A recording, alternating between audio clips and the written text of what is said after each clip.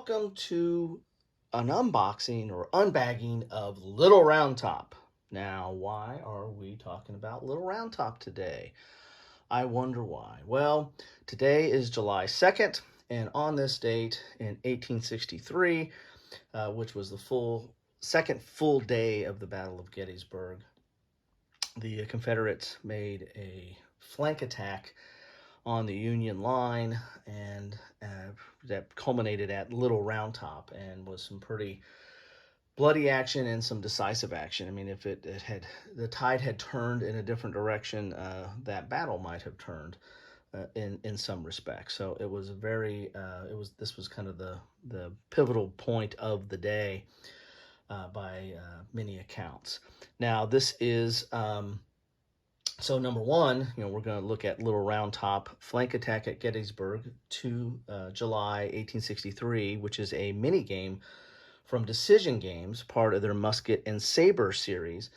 But also this week is, you know how I like theme weeks. I'm going to try to do Civil War week. So I'm going to bring to you other offerings from the Civil War. I thought about doing a deep dive into Gettysburg, but I decided to spread out the week over other actions and battles and engagements and games dealing with the American Civil War. So this is going to be Civil War week, and we're going to start it with Little Round Top because today is July 2nd.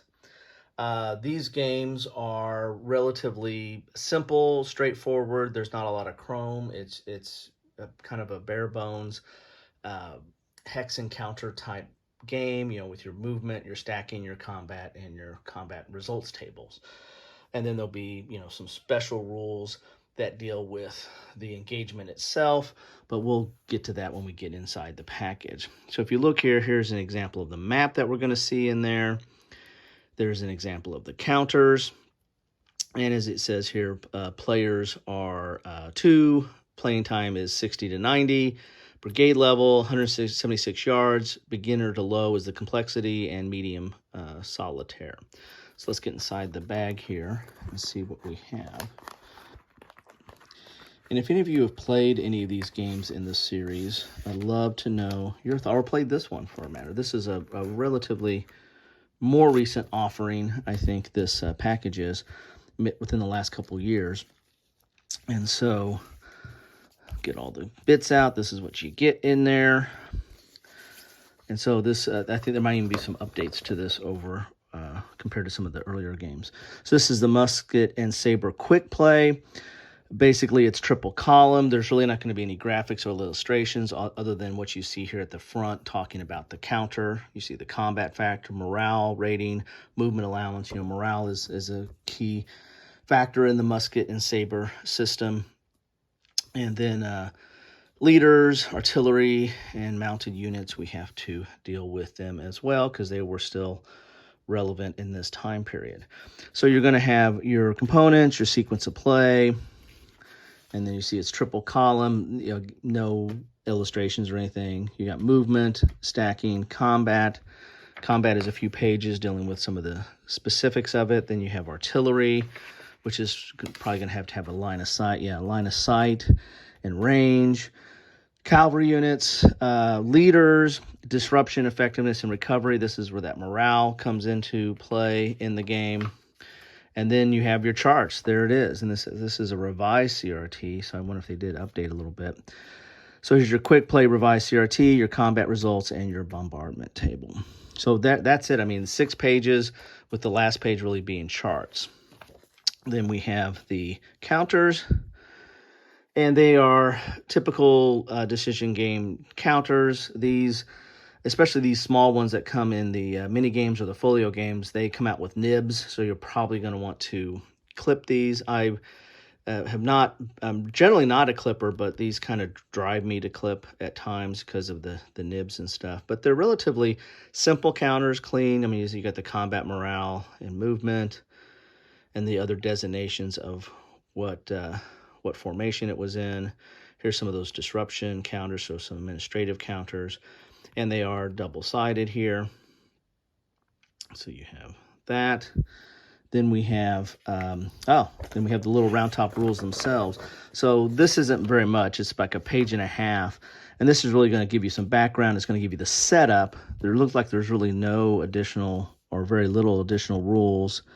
There's some notes. So you can have setup and victory conditions is the main thing for these rules, because they're really just specific to Little Round Top. Then you have an order of battle.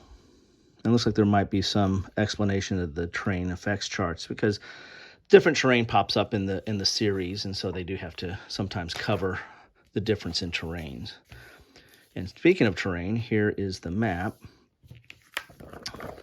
You got a terrain key right there, and you got your turn record track. So it looks like we've got 5 turns. And then we have the map itself. Go out a little bit here. So here is Big Round Top, here's Little Round Top, here's Devil's Den, here's the wheat field, some of the aspects that those of you who have been to Gettysburg or gamed Gettysburg or read the history might recognize in here. So the map is functional. I mean, it does have graphics, it does have terrain. It looks relatively clean and clear. It's not, flamboyant. I mean, if we're going to compare this to the Most Fearful Sacrifice, of course, nothing compares to a Rick Barber map. But this is definitely not one of those. But it works. Anyway, that is what you get in a bag of Little Round Top. Oh, we get a bag too. That's what you get in a bag of Little Round Top. Love to know your thoughts on this. Have played several of these, and spoiler alert, you're probably going to be several more of these this week as I continue on Civil War Week, or American Civil War Week. I like them for the standpoint because it's a series game, so it has the benefits of a series game in that if you're familiar with the rules, it's really not hard to pick this up or dump it out of the bag and then start rolling dice and pushing counters, because it's relatively straightforward. And these rules are even more stripped down than some of your other games on the American Civil War, especially tactical games. So I like it from that standpoint, that it's not much of an investment. It has a relatively small footprint. This doesn't take up much room. In fact, you can have a couple of these out and going if you're so inclined, because they really don't take up that much room. There's not a ton of counters on here. So I generally like this series for that. I like it that it covers, there's a variety of topics. Now, Gettysburg has been gamed quite a bit, and even Little Round Top has been gamed, going back to some Avalon Hill games, if I recall. But generally the topics are not always, Gettysburg or Bulge or stuff like that. They're either more inset actions on a major action, or there's some actions that aren't covered that much. And so, again, that's another thing I like, is variety and different perspectives and viewpoints on even similar engagements. So that's another plus. I mean, the downside is it's not a box game, but then again, that might be a plus too, because these are easier to store. But there's not a lot of chrome here. And so the question is, they're monochrome, to learn, quick to play, historically accurate. That last part, I don't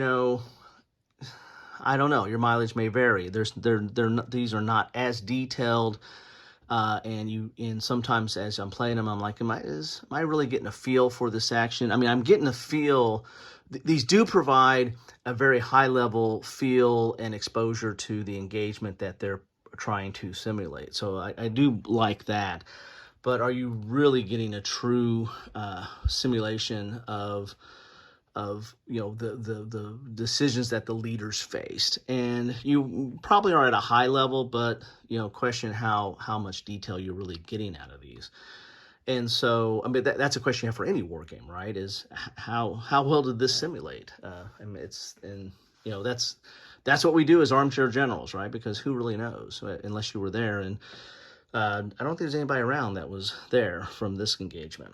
So anyway, there's pros and cons to these, and I can see people thinking, well, I'd rather spend my time on something that is a little bit meatier and goes into a little bit more detail, and has more decision points, and I'm perfectly fine with that. But I can also see these as somewhat of a gateway game to introduce people into hex and counter gaming, or to this topic, into the American Civil War, or just as a kind of a one-off. I don't have as much time, and I'd like to, it's July 2nd, and I like to do the little round top flank. So here you go. This is your game for that. Anyway, thanks for stopping by. Let's see what else I come up with this week on Civil War Week. It was a mighty endeavor for me to do the D-Day week a few weeks back. And thank you all for stopping by for that. And let's see what this probably won't be as exciting, because I don't have as much on the slate. I got a lot of family and work stuff going on at the same time. Plus, we have a holiday coming up. So, but anyway, this is Civil War Week. Bear with me, and I hope you enjoy the week. And love to know your thoughts on this game, or on the Musket and Saber system, or on any of the mini game system, or on decision games themselves. And that's for you, Stigler. Let me know what you think. Just keep it civil.